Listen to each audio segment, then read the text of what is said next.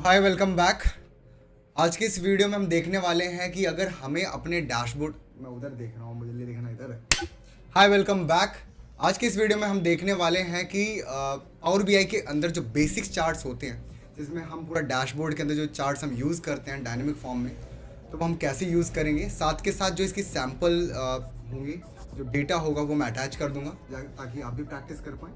ठीक है, तो चलिए शुरू करते हैं। तो मैं आ गया अपने पावर बीआई डेस्कटॉप के अंदर, जिसके अंदर सबसे पहला काम हमें क्या होगा कि हमें अपने डेटा को कनेक्ट करना होगा पावर बीआई के साथ। तो हम होम टैब के अंदर आएंगे और होम टैब के अंदर मल्टीपल ऑप्शंस हैं हमें अपने सोर्स ऑफ डेटा को कनेक्ट करने के लिए। तो हम क्या करेंगे, एक्सेल वर्कबुक। अभी मान लीजिए कि मेरे पास, तो हमारे पास जिस टाइप का डेटा है हम उस टाइप का ऑप्शन यूज़ कर सकते हैं। तो वो कैसे, होम टैब में जाएंगे, गेट डेटा में जाएंगे, एक्सेल वर्कबुक है आपके पास, एसक्यूएल सर्वर का है, वेब है या CSV की कोई फाइल है, तो आप उसे यहाँ पर चूज़ कर सकते हैं। ठीक है, तो अभी मेरे पास एक एक्सेल की फाइल है, तो मैं क्या करूँगा, एक्सेल वर्कबुक पे करूँगा क्लिक, और आपकी फाइल जहाँ पर भी है आप वहाँ पे उस लोकेशन पे जाएं। मेरी डेस्कटॉप के अंदर फाइल पड़ी हुई है और ये सैम्पल सुपर स्टोर के नेम से है। मैं इसे सेलेक्ट करूँगा एंड ओपन पे करूँगा क्लिक।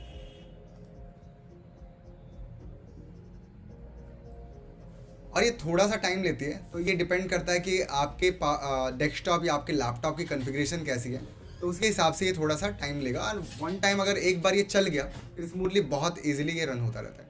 नाउ आप power BI sample super store जो डेटा सेट था उसके अंदर 3 शीट्स थी हमारे पास, जिसमें पहली शीट का नाम था ऑर्डर्स। ठीक है, जिसमें ये आपका प्रीव्यू दिख रहा है यहाँ पे। एंड पीपल्स पे क्लिक करूँगा तो पीपल्स करेगा, और रिटर्न्स पे क्लिक करूँगा तो रिटर्न्स का डेटा है। तो मुझे चाहिए ऑर्डर्स वाली टेबल, तो मैं ऑर्डर्स टेबल पे करूँगा क्लिक और इसे यहाँ पर इसे चेक कर दूँगा। फिर हमें यहाँ पे 3 ऑप्शंस दिखाई देते हैं, load, transform data and cancel. Load का मतलब है कि जब हमारे पास जो हमारे पास एक्सेल का डेटा है वो पावर बीआई के साथ कनेक्ट करना है डायरेक्ट, बिना किसी चेंजेस के साथ। ठीक है, तो हम लोड पे क्लिक करेंगे। अगर हम चाहते हैं कि हमारे पास जो भी एक्सेल का डेटा है उसको मैं पहले चेंज करूँ, कुछ उसमें चेंजेस करने हैं, फिर मैं उसे पावर बीआई के साथ कनेक्ट करूँ, लोड करूँ, तो मैं ट्रांसफॉर्म डेटा पे जाऊँगा। और अगर मुझे इसे कैंसिल करना हो तो मैं डायरेक्ट कैंसिल पर क्लिक कर दूँगा, ताकि मुझे कोई डेटा कोई भी अपलोड नहीं करना है। तो अभी मुझे कोई भी चेंजेस नहीं करें, बिल्कुल सिंपल लोड पे मैं करूँगा क्लिक, और लोड पे क्लिक करते ही ये डेटा, एक्सेल का डेटा हमारे पावर बीआई से कनेक्ट होना शुरू हो जाएगा। ध्यान रहे, ये डेटा इंसर्ट नहीं होता है, ये डेटा कनेक्ट होता है। मीन्स अगर आप एक्सेल के डेटा में कोई भी चेंजेस करेंगे तो आपके पावर बीआई के अंदर भी वो चेंजेस हो रहे होंगे। क्लियर है?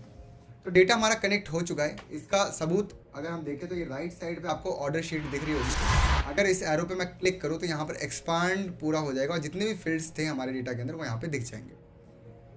और साथ के साथ मैं आपको दिखाऊं कि यहाँ पर अगर आपको पूरा डेटा डिटेल में देखना है तो हमारे पास यहाँ पर मिड में जो ऑप्शन है यहाँ पर, जिसका नाम है टेबल व्यू, इस पर करेंगे क्लिक और ये हमारे पास पूरा का पूरा टेबल व्यू आ जाएगा। ठीक है, जो भी हमारे पास अराउंड 10,000 डेटा है, 10,000 डेटा आपको कुछ इस तरह से दिखेगा। ठीक है, तो हमारे पावर बीआई के अंदर, पावर बीआई डेस्कटॉप के अंदर 3 टाइप के मोड्स होते हैं। सबसे पहला मोड होता है हमारा रिपोर्ट व्यू, जिसके अंदर हम चार्ट्स, ग्राफ्स और एक तरह से हम कहें डैशबोर्ड में हम रिपोर्ट बना रहे होते हैं, डैशबोर्ड बनाते हैं, रिपोर्ट बनाते हैं, ग्राफिकल फॉर्मेट में हम रिप्रेजेंट करते हैं अपने डेटा को। ठीक है, फिर हमारा दूसरा है टेबल व्यू, जिसमें हम अपने डेटा को डिटेल्ड में दिखाते हैं। फिर हमारा थर्ड है मॉडल व्यू, जिसमें हमारे पास अगर मल्टीपल डेटा सोर्सेज हैं और उनके बीच में कनेक्शन बिल्ड करना है तो मैं मॉडल व्यू के अंदर आऊँगा। ठीक है, तो बहुत सिंपल एंड क्रिस्प है कि हमें अपने डेटा को पावर बीआई के साथ कनेक्ट कैसे करना है। ठीक है, तो हमने पावर बीआई के साथ कनेक्ट कर लिया है और इसमें हम देखते हैं सबसे पहला चार्ट अपने पावर बीआई का बनाने के लिए, जिसे हम बोलेंगे लाइन चार्ट। जिसे हम क्या करेंगे, होम टैब के अंदर हम आएंगे, यहाँ पर रिपोर्ट व्यू आपको दिखेगा, जिसमें डायरेक्ट आपको विजुअलाइजेशन जो पेन दिखता है इस पर आपको आना है। फिर आपको यहाँ पर दिखेंगे दो, ये एक दिख रहा होगा कॉलम चार्ट और एक दूसरा ये कॉलम चार्ट है। एक है स्टैक्ड कॉलम चार्ट और दूसरा है clustered column chart. Stacked column chart में क्या है, जब आपके पास अपने डेटा को ओवरलैप करके शो करना हो तो हम स्टैक्ड को यूज़ करते हैं। आप इसमें थोड़ा सा देख सकते हैं, मैं जूम भी कर देता हूँ इसे। तो यहाँ पर जब ओवरलैप हो रखा है, वाइट, ब्लू, ग्रे एक दूसरे के ऊपर ओवरलैप हो रखे हैं।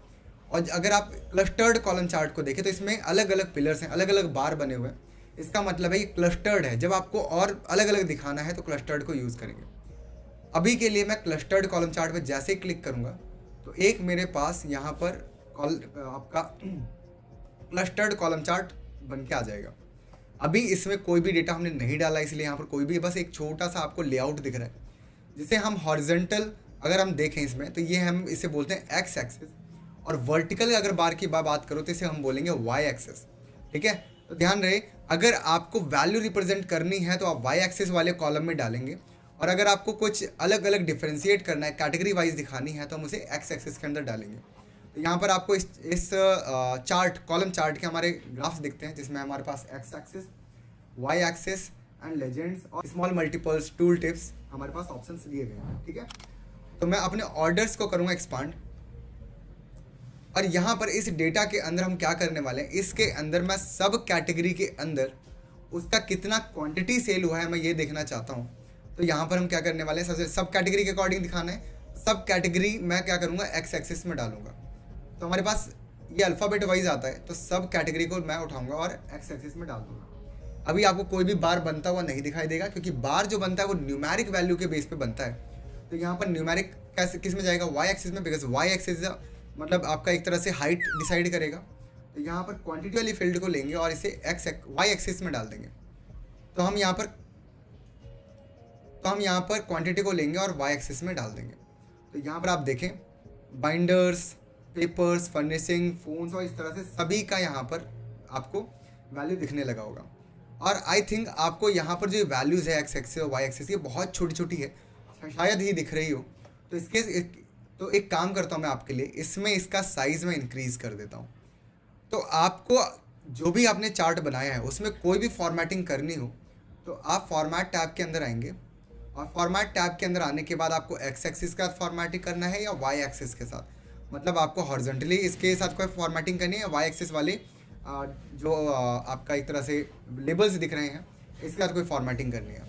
तो एक्स एक्सिस के साथ फॉर्मेटिंग करनी है, देन एक्स एक्सिस पर करूँगा एक्सपांड, और यहाँ पर इसका साइज़ मैं कर देता हूँ 15। तो यहाँ पर आप देखिए इसका साइज़ इंक्रीज़ हो चुका है, एंड बोल्ड पे क्लिक करूँगा तो ये बोल्ड हो जाएगा। ठीक है, और इसे फिर से मैं कोलैप्स कर देता हूँ। अगेन वाई एक्सिस के साथ फॉर्मेटिंग करनी, वाई एक्सिस पे आऊँगा, उसके वैल्यूज़ को हम करेंगे एक्सपांड, और एक्सपांड करने के बाद मैं इसमें भी कर दूंगा इसे 15, और 15 करने के बाद इसके वाई एक्सिस की वैल्यू भी एक्सपांड हो जाएगी। ठीक है, तो आई होप आपको यहाँ पर ये चीज़ें समझ में आ रही होंगी। एंड अगर मुझे इसका जो चार्ट का टाइटल है इसका भी साइज़ इंक्रीज़ करना हो तो हम जनरल में आएंगे, और जनरल में आने के बाद मैं आऊँगा टाइटल्स में, और यहाँ पर इसका साइज़ मैं कर देता हूँ 20, और 20 इसका साइज़ हो जाएगा, एंड इसे कर देंगे हम बोल्ड, और हमने यहाँ पर कर दिया। इसको अगर सेंटर में अगर आपको करना है तो आप यहाँ पर हॉरिजॉन्टल अलाइनमेंट के अंदर सेंटर अलाइनमेंट ले लेंगे, और बैकग्राउंड कलर मैं यहाँ पर इसको कोई कलर दे देता हूँ, यहाँ पर हमारा बैकग्राउंड कलर हो गया।